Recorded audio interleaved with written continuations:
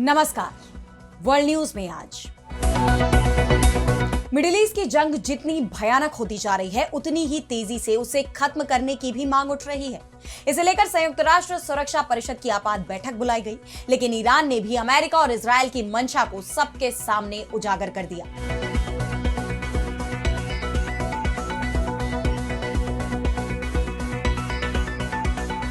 Iran ने चेतावनी दी है कि आज ईरान निशाने पर है, कल कोई और देश होगा। इस बीच अमेरिकी खुफिया एजेंसियों की रिपोर्ट में खुलासा हुआ है कि भारी बमबारी के बावजूद ईरान की सत्ता नहीं डगमगाई, यानी अमेरिकी राष्ट्रपति डोनाल्ड ट्रंप के सारे दावे फेल हो गए। ऐसे में अब उन्होंने ईरान के नए सर्वोच्च नेता मुश्तबा खामनेई को भी मारने की धमकी दे दी है, लेकिन ईरान अपने रुख पर अब भी अडिग है। तो ईरान के नए सुप्रीम लीडर को मारेगा अमेरिका। ट्रंप की ये धमकी और ईरान के न झुकने की जिद के बीच क्या है मिडिल ईस्ट के मौजूदा हालात, इस पर हम करेंगे विस्तार से चर्चा। लेकिन आइए जरा उन खबरों को भी देख लें जिन पर आगे होगी बात। रूस पर लगे तेल प्रतिबंधों में ढील देने पर विवाद, अमेरिका और यूरोप आमने सामने। यूरोपीय संघ ने राष्ट्रपति ट्रंप को चेताया, कहा यह एक रणनीतिक गलती होगी। ब्रिटेन के पीएम स्टामर की बड़ी मुश्किलें, एप्स्टीन से संबंधों पर घिरे मंडेलसन को अमेरिका में राजदूत बनाने के फैसले की फाइलें जारी, दस्तावेजों में हुए खुलासों से गहराए सवाल। चीनी संसद में नए कानून पर मंथन, एक राष्ट्र एक पहचान की तैयारी में राष्ट्रपति जिनपिंग, अल्पसंख्यकों की भाषा और संस्कृति पर मंडराया खतरा। और चलते चलते में देखेंगे, अंतरिक्ष में फंस जाए एस्ट्रोनॉट तो क्या करता है नासा, सुनीता विलियम्स के केस से सामने आई सच्चाई। इन सभी खबरों पर हम विस्तार से करेंगे बात, लेकिन पहले एक नजर हेडलाइंस पर। सऊदी और पाकिस्तान समेत 8 मुस्लिम देशों की इजरायल को चेतावनी, तुरंत खोले जाएं अल-अक्सा मस्जिद के दरवाजे, अंतरराष्ट्रीय कानून के उल्लंघन के लगाए आरोप। अमेरिकी राष्ट्रपति ट्रंप की सुरक्षा में लगी सेंध, व्हाइट हाउस के पास बैरिकेड तोड़कर घुसी वैन, सुरक्षा बलों ने चालक को हिरासत में लिया, इलाके में हड़कंप। अमेरिका ने पाकिस्तान में बंद किया अपना वाणिज्य दूतावास, हर साल $75 लाख की होगी बचत। अफगानिस्तान सीमा के सबसे करीब था ये राजनयिक मिशन। सुप्रीम कोर्ट से पुराने टैरिफ रद्द किए जाने के बाद ट्रंप प्रशासन का बड़ा कदम, व्यापारिक साझेदारों के खिलाफ शुरू की अनफेयर ट्रेड प्रैक्टिस की जांच, सूची में भारत और चीन का नाम शामिल। तो मिडिल ईस्ट में छिड़ी जंग 13वें दिन में प्रवेश करने के साथ ही और तेज होती जा रही है। ईरानी सेना का कहना है कि उसने ड्रोन से 2 इजरायली हवाई अड्डों और तल अवीव में स्थित शिन बेट मुख्यालय पर हमला किया है। यरूशलेम में तेज धमाकों की आवाज सुनी गई। वहीं इराकी कुर्दिस्तान में इतालवी सैन्य बेस पर मिसाइल हमले की खबर है। कुवैत के रक्षा मंत्रालय ने बताया है कि रिहायशी बिल्डिंग पर ड्रोन अटैक में 2 लोग घायल हो गए हैं। अब तक तो ईरान, इजरायल और खाड़ी देशों में अमेरिका के ठिकानों पर ही हमले कर रहा है, लेकिन अब जो खबर आ रही है उसने अमेरिका में हड़कंप मचा दिया है। FBI ने अलर्ट जारी किया है कि ईरान अमेरिकी जमीन पर हमले कर सकता है। ईरान अमेरिकी तट के पास जहाज से ड्रोन हमले की योजना पर काम कर रहा है। अभी इस बारे में ऑपरेशनल डिटेल्स की कमी है। हमारे पास हमले के समय, तरीके और टारगेट के बारे में कोई जानकारी नहीं है। ABC न्यूज ने FBI अलर्ट का हवाला देते हुए अपनी रिपोर्ट में इसका खुलासा किया है। यानी अब ईरान अमेरिका से आमने सामने की जंग लड़ने की तैयारी कर रहा है। यह खुलासा ऐसे वक्त में हुआ जब खाड़ी देशों में हो रहे हमलों को लेकर दुनिया भर में नाराजगी बढ़ती जा रही है। इसे लेकर तमाम देशों की अपील पर संयुक्त राष्ट्र सुरक्षा परिषद यानी UNSC की इमरजेंसी बैठक बुलाई गई। UNSC से पारित प्रस्ताव में कहा गया कि ईरान ने खाड़ी देशों और जॉर्डन पर गंभीर हमले किए हैं जो अंतरराष्ट्रीय कानून का उल्लंघन है। इन हमलों को तुरंत रोका जाए। इस प्रस्ताव पर 15 देशों वाली परिषद में वोटिंग कराई गई, जिसमें 13 देशों ने इसका समर्थन किया, लेकिन रूस और चीन ने इससे दूरी बना ली, जबकि भारत ने भी इसका समर्थन किया है। वहीं ईरान ने इसे अमेरिका और इजरायल का दबाव बताकर खारिज कर दिया। उसने तमाम देशों को चेतावनी भी दी कि संयुक्त राष्ट्र का यह प्रस्ताव पक्षपाती है। अमेरिका और इजरायल के हमलों में 1300 से ज्यादा नागरिक मारे गए और 17,000 से ज्यादा घायल हुए हैं। हमने केवल अमेरिकी सैन्य ठिकानों पर जवाबी कार्रवाई की है। हम खुद खाड़ी देशों के साथ अपने अच्छे संबंध रखना चाहते हैं। सावधान रहें, कोई गलती ना करें। आज ये ईरान है, कल ये कोई दूसरा सॉवरेन देश भी हो सकता है। इसके साथ ही ईरान ने अमेरिका और इजरायल की मंशा पर गंभीर सवाल खड़े कर दिए हैं। ऐसे में इस युद्ध को शुरू करने को लेकर अमेरिकी राष्ट्रपति डोनाल्ड ट्रंप की मुश्किलें बढ़ती जा रही हैं। इस बीच अमेरिका में जो नए सर्वे आए हैं वो बताते हैं कि अधिकांश अमेरिकी ट्रंप प्रशासन के इस कदम के पक्ष में नहीं है। उन्हें डर है कि इससे देश पहले से भी ज्यादा असुरक्षित हो सकता है। यानी ईरान जंग के चलते ट्रंप की लोकप्रियता घटती नजर आ रही है। वहीं ईरान युद्ध अमेरिका के लिए काफी महंगा भी साबित हो रहा है। जंग शुरू होने के बाद पहले 6 दिनों में अमेरिका के कम से कम 11.3 अरब डॉलर इसकी भेंट चढ़ चुके हैं। ट्रंप प्रशासन ने खुद इसकी जानकारी अमेरिकी कांग्रेस को दी है। बढ़ते दबाव के बीच अब ट्रंप भी युद्ध विराम की बातें करने लगे हैं। वैसे तो उन्होंने इस जंग में जीत का दावा भी किया है। ट्रंप ने कहा है कि हम जीत गए, पहले ही घंटे में सब कुछ खत्म हो गया था। अमेरिकी सेना ने कुछ ही घंटों में ईरान की नौसेना और वायुसेना को तबाह कर दिया। जब भी मैं इस जंग को खत्म करना चाहूंगा, ये खत्म हो जाएगी। भले ही ट्रंप ईरान पर जीत का दावा कर रहे हैं, लेकिन रिपोर्ट्स कुछ और ही कहानी बयां कर रही हैं। अमेरिका की ही खुफिया एजेंसियों की ताजा रिपोर्ट में कहा गया है कि भारी बमबारी और शीर्ष नेताओं की मौत के बाद भी तेहरान की सत्ता गिरने के किसी तत्काल खतरे में नहीं है और सरकार अब भी देश पर नियंत्रण बनाए हुए है। इस बीच ईरान के राष्ट्रपति मसूद पेजेश्कियान ने अमेरिका और इजरायल के साथ चल रहे युद्ध को रोकने पर पहली बार बात की है। उन्होंने इसके लिए 3 शर्तें भी सामने रखी हैं। पेजेश्कियान ने कहा कि मैंने रूस और पाकिस्तान के नेताओं से बात की है और इस इलाके में शांति के लिए ईरान की प्रतिबद्धता दोहराई है। इस लड़ाई को खत्म करने का एकमात्र तरीका ईरान के कानूनी अधिकारों को मान्यता देना, हर्जाना देना और भविष्य में होने वाले हमलों को रोकने के लिए इंटरनेशनल गारंटी साबित होनी चाहिए। उन्होंने साफ कर दिया है कि जब तक ईरान की शर्तें नहीं मानी जाएंगी, ये जंग जारी रहेगी। वहीं इजरायल का भी कहना है कि जब तक वो अपने लक्ष्यों को पूरा नहीं कर लेता, तब तक युद्ध विराम का कोई सवाल ही नहीं उठता। ऐसे में देखना यह होगा कि मिडिल ईस्ट में शांति आखिर कब आएगी। और अब बढ़ते हैं अगली खबर की तरफ, जहां हम बात करेंगे अमेरिका और यूरोप में बढ़ती दरार की। तो बीते कुछ वक्त से अमेरिका और उसके यूरोपीय सहयोगियों के बीच दूरियां बढ़ती नजर आ रही हैं और मिडिल ईस्ट की जंग में यह दरार खुलकर सामने आ गई। जिस तरह तमाम यूरोपीय देशों ने इस जंग में अमेरिका का साथ देने से इनकार कर दिया, ऐसे में दोनों पक्षों के बीच लगातार बयानबाजी देखी जा रही है।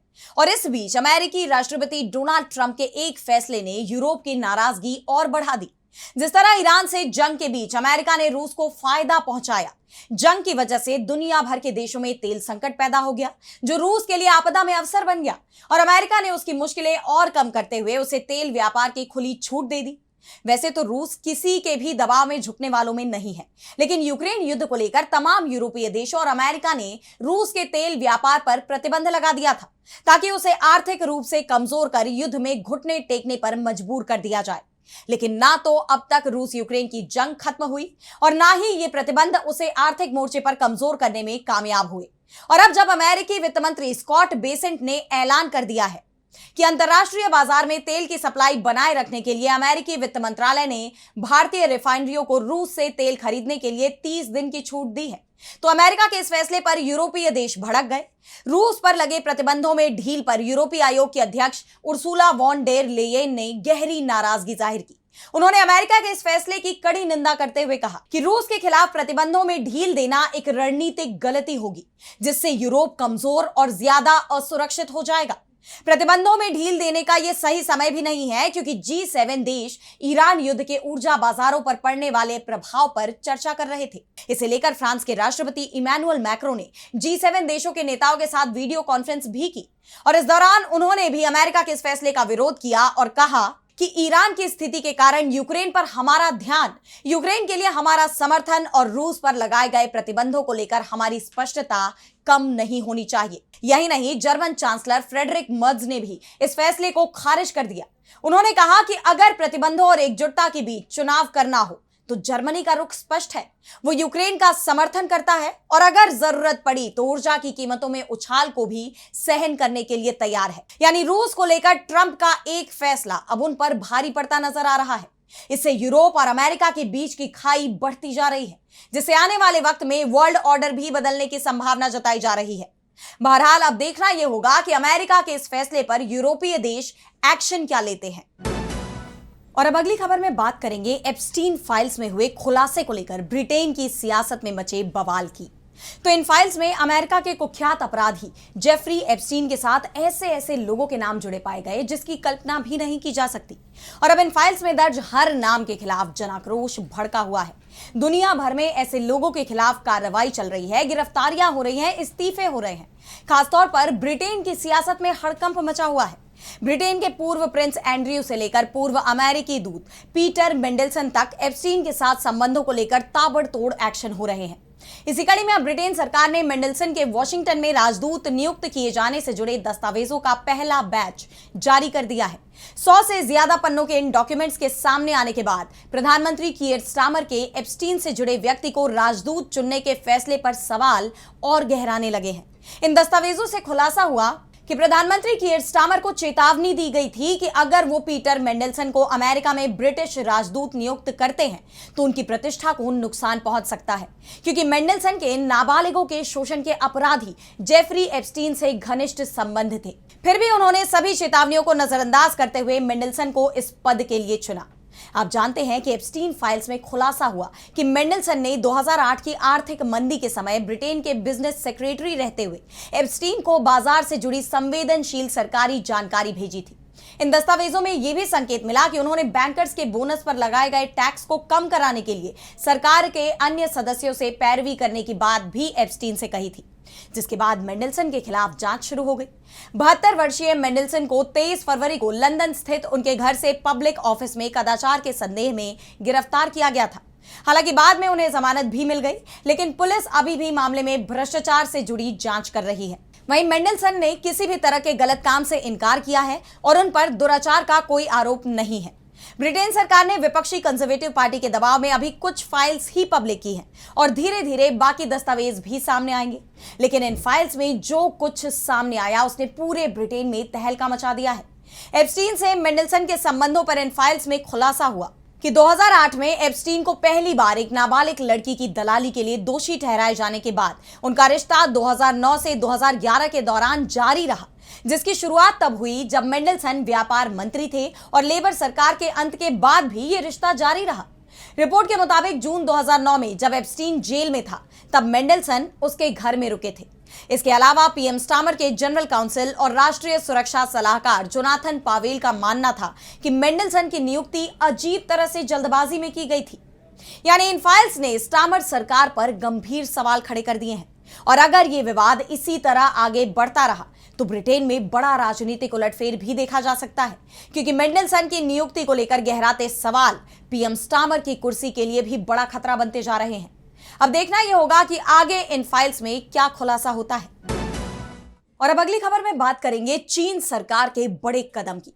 तो राष्ट्रपति शी जिनपिंग इस वक्त सत्ता पर अपनी पकड़ को और मजबूत बनाने की कोशिशों में जुटे हुए हैं, जिसके लिए सबसे पहले तो उन्होंने भ्रष्टाचार विरोधी अभियान के नाम पर उन लोगों के खिलाफ कार्रवाई की जो उनकी कुर्सी के लिए खतरा बन सकते थे। चीनी संसद में भी सफाई अभियान चलाया गया, सेना के करीबी माने जाने वाले कई सांसदों को हटा दिया गया और अब जिनपिंग देश में एक नया कानून लाने की तैयारी में है।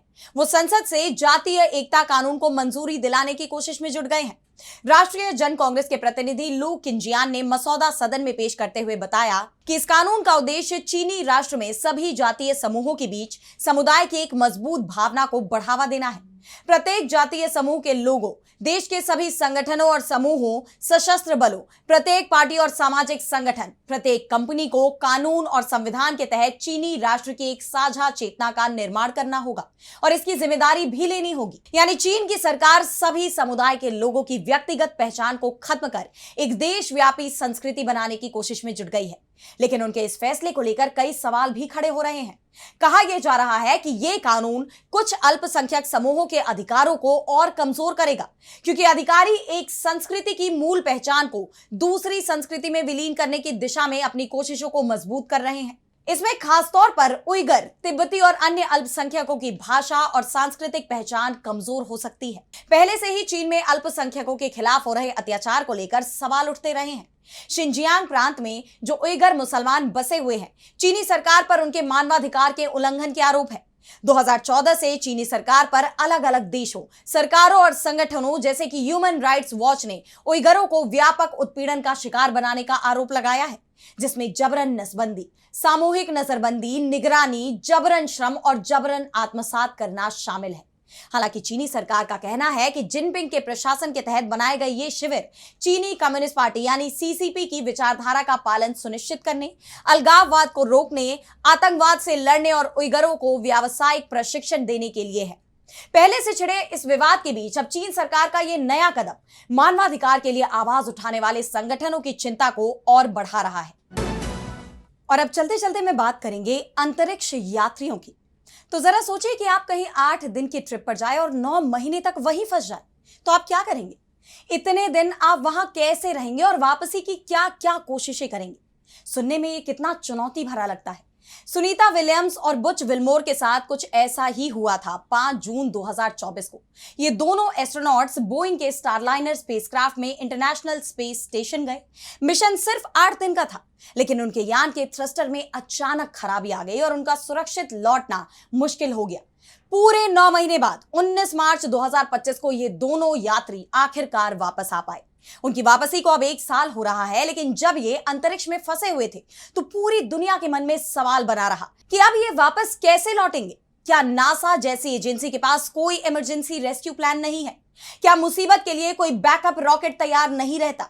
तो इसका जवाब थोड़ा हैरान करने वाला जरूर है, लेकिन अब सामने आ गया है। दरअसल पुराने जमाने में स्पेस एजेंसियां एक रॉकेट हमेशा स्टैंड बाय पर रखती थी, लेकिन अब ऐसा नहीं होता। जानकारों के मुताबिक एक ऐसा रॉकेट हमेशा तैयार रखना जिसका शायद कभी इस्तेमाल ही ना हो, ये बहुत ज्यादा महंगा पड़ता है।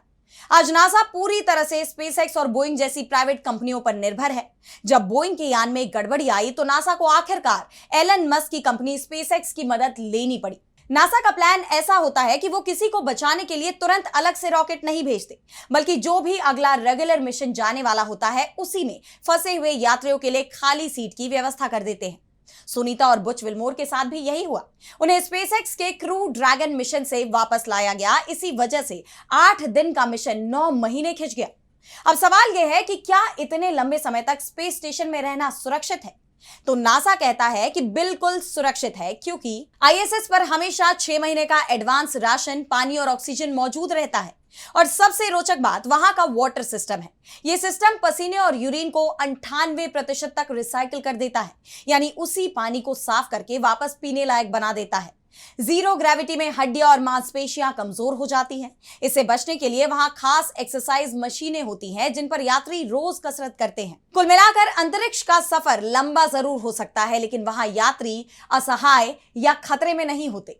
फिलहाल आज इस वर्ल्ड न्यूज में इतना ही। देश दुनिया की तमाम बड़ी खबरों के लिए आप देखते रहिए डीबी लाइव और मुझे दीजिए इजाजत। नमस्कार।